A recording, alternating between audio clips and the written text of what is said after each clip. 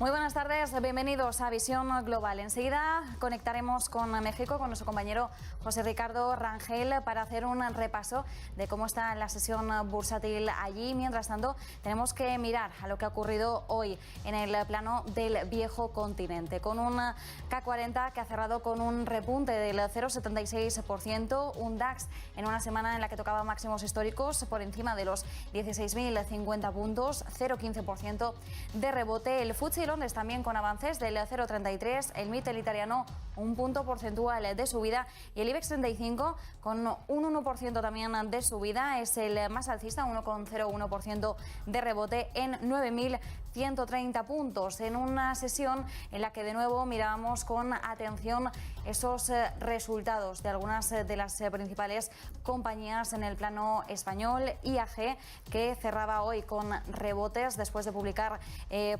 unas menores pérdidas en el sector turístico. Hemos estado muy pendientes de los avances de las distintas compañías, sobre todo teniendo en cuenta el impacto negativo que han vivido a tenor de la crisis sanitaria. La otra, hoy también protagonista, ha sido Amadeus, que finalmente también cerraba con rebotes del 4,70% en el entorno de los 61,94 céntimos. IAG, por cierto, finalmente ha cerrado con un repunte del 6% en 2,10 euros. Son algunos de los principales protagonistas que hemos visto hoy en la sesión española. Mientras tanto, en Estados Unidos seguimos observando los avances, tanto en el Standard & Poor's 500, 0,33% de rebote, como en el Nasdaq 100, está bastante planito en estos momentos, 0,08%, o el Dow Jones de Industriales, 0,48%, todos ellos revalidando máximos históricos. En este entorno nos trasladamos ahora ya sí a la media sesión bursátil mexicana. Lo hacemos con nuestro compañero José Ricardo Rangel. José Ricardo, muy buenas. Marta, muy buenas tardes, buen fin de semana a todos nuestros amigos allá en España. La verdad es que nosotros estamos muy contentos porque rebotamos, estamos en terrenos positivos en el índice de precios y cotizaciones con 0,29 arriba. Y bueno, esto principalmente el día de ayer habíamos comentado de las principales emisoras que tuvieron, pues ya estaban tocando piso, y el caso fue rápidamente les comparto la gráfica en Volaris. Volaris ayer, por frecuencia relativa, lo que habíamos visto era que había tocado terrenos de sobrecompra, y el día de hoy, precisamente en esta sobrecompra que habíamos comentado, hoy cotiza terrenos positivos. Rebote, como bien comentas, Marta, pues vaya, lo elevó a 5.6 positivo. Entonces, esto es una buena noticia para esta emisora, ya vislumbra esa posible recuperación. Cemex, por otro lado, la parte de cementos con 2.36 a la alza, seguido de las telecomunicaciones con América Móvil con 1.25 a la alza. Las principales bajas se dieron en la parte, sobre todo, del sector de la construcción. Cemento con Cementos Chihuahua con 3.37 a la baja. La parte de consumo con Genoma Lab con 2.41 a la baja. Y vaya, se mantiene el sector consumo con la parte de almacenes Liverpool, fábricas de Francia, 2.02 a la baja. Y es así como principalmente se está comportando el índice de precios y cotizaciones aquí en México, mi querida Marta. Muy interesante cómo se están desplazando ahora mismo algunos de los principales, de las principales acciones, de los principales títulos en esa sesión mexicana. José Ricardo, hoy ponemos el foco en la educación financiera en México. Vamos a ello, a ahondar sobre este tema, y lo vamos a hacer con Valeria Arellano. Ella es la CEO, la consejera delegada de Afortunadamente. Valeria, muchas gracias por acompañarnos. Hola Marta, muchísimo gusto y muchas gracias por invitarme. Estoy muy contenta de estar del otro lado del charco, como decimos acá. Exacto, bueno, nosotros también utilizamos la misma expresión. Es un placer. Buenos días para ti, buenas tardes desde Madrid. Tardes, y ya con el horario de invierno ya estamos prácticamente en penumbra. Ahora mismo ya los días se han acortado muchísimo. Valeria, ahondando en el tema de la educación financiera, ¿cuál es el dato actual que se está desgranando en México? Mira, en 2017 el Banco Mundial hizo una evaluación junto con la OCDE y sacaron que el 68% de los mexicanos decimos que el dinero está para gastarse, o sea, nuestra actitud hacia el dinero, que está considerado como parte del elemento de educación financiera, es que el dinero está para gastarse. Entonces, además de otras evaluaciones, ¿no? O sea, en conocimientos, habilidades y actitudes, quedamos por debajo del promedio del G20. Y de ahí la conducta financiera, el 65% de los mexicanos gasta más de lo que gana. Entonces prácticamente estamos endeudados, ¿no? Como personas, como familias, la mayoría de los mexicanos está endeudada. Actualmente hay una política de inclusión y educación financiera, pero bueno, pues se ha atravesado el COVID y todavía creo que, pues yo creo que se pone en una situación particular, ¿no? Porque creo que hay mucha más conciencia en las personas de la necesidad de capacitarse en educación financiera. Hay más contenido también a partir de 2018. Entonces creo que se va haciendo también, digamos, como un tema más natural y al que estamos más abiertos y necesitados de recibir, ¿no? Marta, quería preguntarte con respecto a lo que comentas de esta información financiera de educación que está pululando sobre todo en redes en México. ¿Cuáles serían, tú crees, los retos y oportunidades de este exceso de información financiera o de educación más bien financiera? Yo creo que es para mí, ¿verdad? Sí, perdón. Ok, sí, ¿cuáles son los retos y oportunidades? Retos, yo creo que a nivel global está este tema de los finfluencers, ¿no? O sea, los influencers que hablan de finanzas. Y desde hace mucho tiempo, ¿no? Hay charlatanes, hay gente que promueve, hay vendedores y hay gente que efectivamente quiere transmitir. Afortunadamente en México hay una muy buena colaboración entre la política pública, entre los reguladores, en este caso la Conducef, por ejemplo, y los finfluencers. O, por ejemplo, el Museo Interactivo de Economía, que realmente es una autoridad en ese tema, podríamos decir. Entonces, creo que es una gran oportunidad dentro de ese riesgo de que haya de todo, ¿no? O sea, todo mundo pueda hablar de ese tema sin filtros, ¿no? Y sin un aval o sin una certificación. Ese es un riesgo.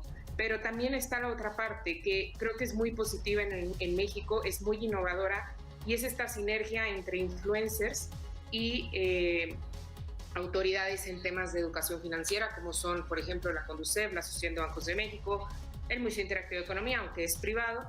Creo que esto da mucha también autoridad a las personas que lo promovemos. Oye, platícanos un poquito. Tú tienes un proyecto ahí que se llama Afortunadamente y que es súper lúdico. El asunto es aprender, pues, administrarse. Platícanos de forma muy detallada cuál es este proyecto, en qué consta, cómo va. Sí, claro que sí, Ricardo.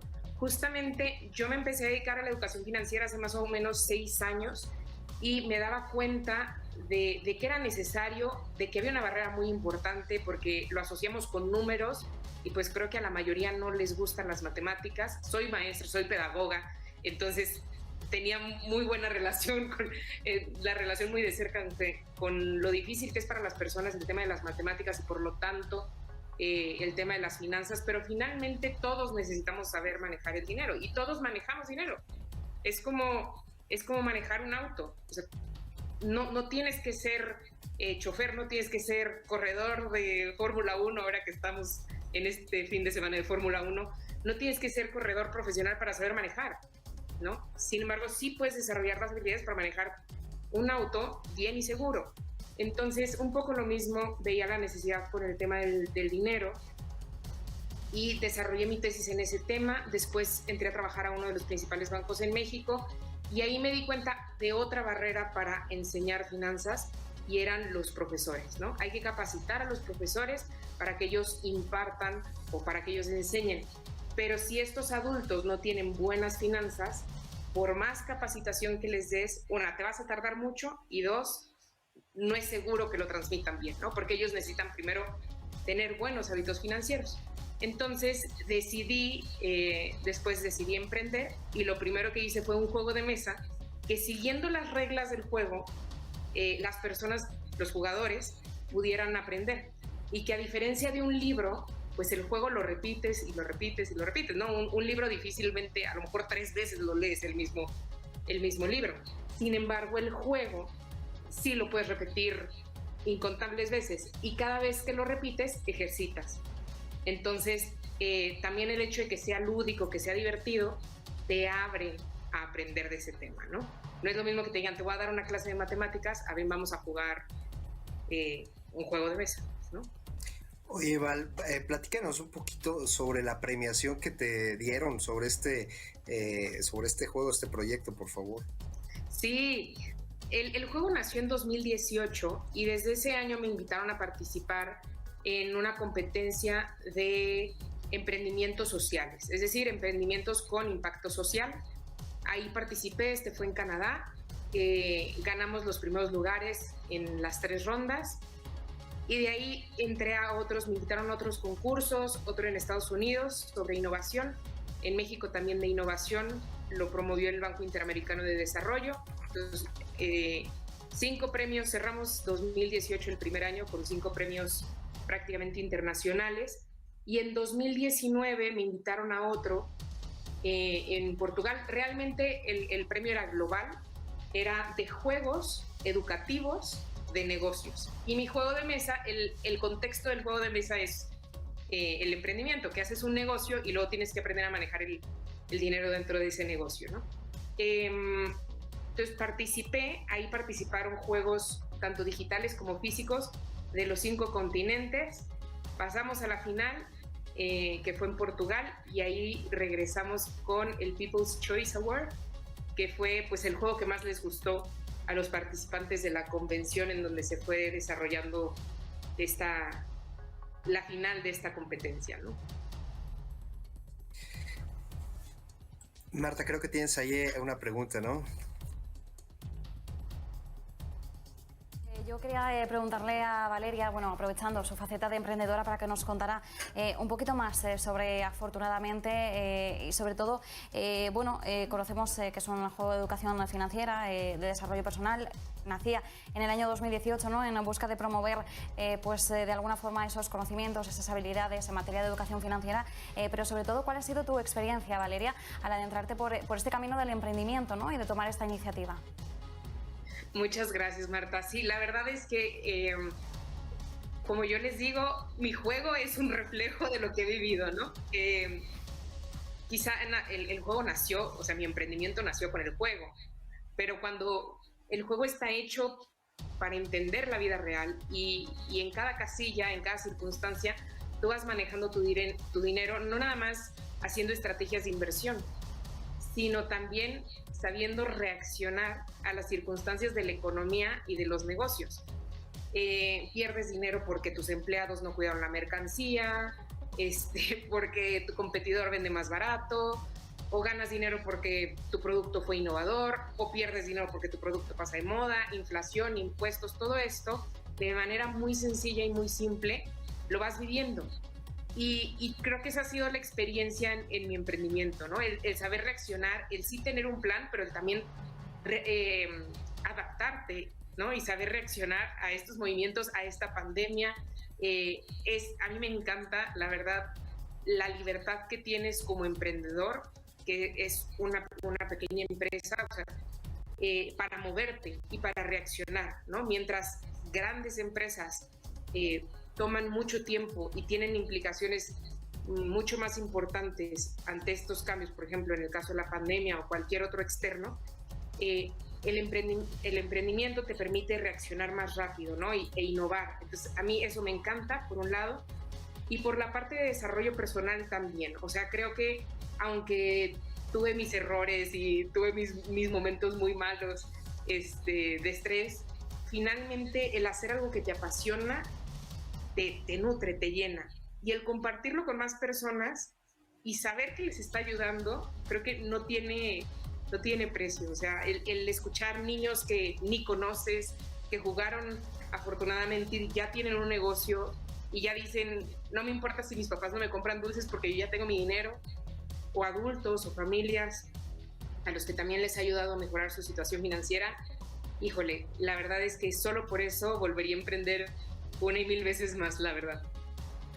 Oye, Valeria, pues muchísimas gracias por estar con nosotros. La verdad, pues ojalá y existiera un afortunadamente pospandemia, porque seguramente, pues vaya, muchísimas cartas y muchísimas variables que, como tú bien comentaste, empresas aquí en México, Marta, que nos están oyendo allá en España, pues se tomaron muchas decisiones muy agresivas y creo que todavía no estamos viendo las consecuencias de esas decisiones, como correr empleados, como pues hacer decisiones que financieramente en mediano plazo todavía no estamos afrontando las consecuencias, y eso pues es importantísimo. Ojalá y veamos un juego post pandemia ahí. Valeria, muchísimas gracias. Muchísimas gracias, Ricardo y Marta, por invitarme. Un saludo a todos en España. Muchísimas gracias, Valeria, y muchísimas gracias también a ti, José Ricardo. Nos vemos la semana que viene. Un fuerte abrazo. Luis Puente. Recordamos cómo han cerrado esas plazas europeas en el viejo continente. Hoy estábamos viendo pues ese repunte del IBEX 35, el mejor de los índices de las principales plazas europeas en esta sesión bursátil de viernes, un rebote del 1,01% en 9.130,60 enteros. Dentro del IBEX 35 hoy sobre todo llamaban la atención las alzas de algunas compañías del sector turístico como Meliá Hoteles, un 8,18% al alza, IAG 6,13%, ACS 4,72%, Amadeus también de ese sector turístico en un 4,7% de subida. Entre el resto de principales plazas, el K40 se ha notado unos ascensos del 0,76%, el DAX de Frankfurt 0,15% al alza en una semana en la que renovaba esos máximos históricos, 16.054 puntos, el FTSE de Londres 0,33% arriba, el Mittel italiano también, al igual que el IBEX 35, un punto porcentual de ascensos. Cerramos ahora ya sí la semana con una reflexión que nos deja Enrique Martínez.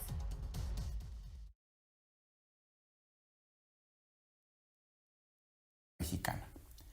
El ser humano por naturaleza le teme a la muerte, pero a diferencia del resto del mundo, los mexicanos transformamos ese miedo en alegría, celebrando a la muerte con una gran fiesta y burlándonos de ella al recitar ingeniosas calaveritas. Le damos forma vistosa y alegórica, representándola con la Catrina, esa bella figura surgida del ingenio de José Guadalupe Posada y nombrada así por el célebre Diego Rivera. Las fiestas de la época están llenas de sentimiento y simbolismos. El altar de muertos se distingue por su colorido y por contar con los retratos de nuestros difuntos sobre un mantel blanco y rodeados de calaveritas de azúcar. Es una mezcla entre lo divino y lo profano. Los elementos presentes también cuentan con significados poderosos. La vela encendida y el aroma de la flor de cempasúchil guían el alma del ser querido, quien en su visita se deleitará con sus platillos y bebida favorita, regularmente algún tequila o mezcal. En el petate descansará. La cruz de cenizas será para expiar sus culpas y el copal limpiará el ambiente y el lugar adornado con papel picado. El agua mitigará su sed y la sal la purificará. Las celebraciones del Día de Muertos son como la forma en la que los mexicanos enfrentamos la vida.